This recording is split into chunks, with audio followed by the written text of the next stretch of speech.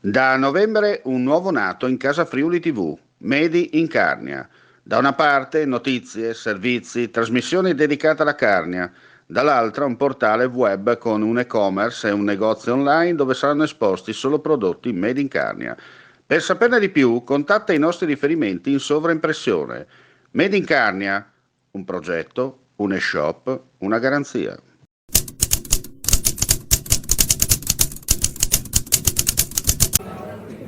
Inaugurata ufficialmente nella mattinata odierna la prima edizione di Go Makers, alla presenza del sindaco di Gorizia, Rodolfo Ziberna, dell'assessore comunale alle attività produttive e grandi eventi, Luca Cagliari, del presidente della Commissione Cultura della Regione Friuli Venezia Giulia, Diego Bernardis, del presidente di Confartigianato Gorizia, Ariano Medeotta, del presidente regionale di Confartigianato, Graziano Tilatti, e del presidente Gal Carso Las Cras, David Pizziga.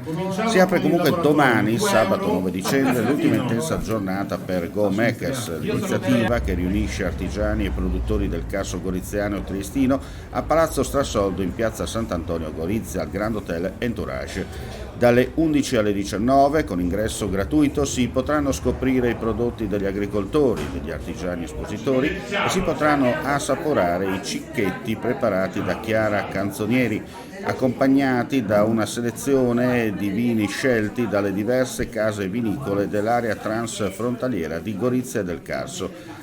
Go Makers è frutto della collaborazione fra Confartigianato Gorizia e Gal Carso Las Cras, uniti per promuovere la capacità di fare di artigiani e agricoltori custodi dei valori, delle tradizioni e delle radici del nostro territorio.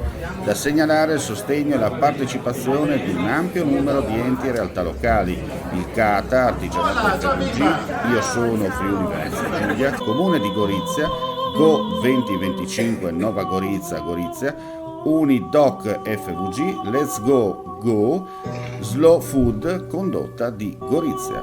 Insomma, un sabato tutto da vivere nel capoluogo del Friuli orientale, dove si potrà, come detto, assaporare, degustare e conoscere.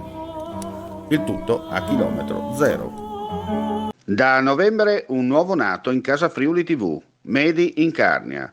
Da una parte notizie, servizi, trasmissioni dedicate alla Carnia, dall'altra un portale web con un e-commerce e un negozio online dove saranno esposti solo prodotti made in Carnia. Per saperne di più, contatta i nostri riferimenti in sovraimpressione. Made in Carnia, un progetto, un e-shop, una garanzia.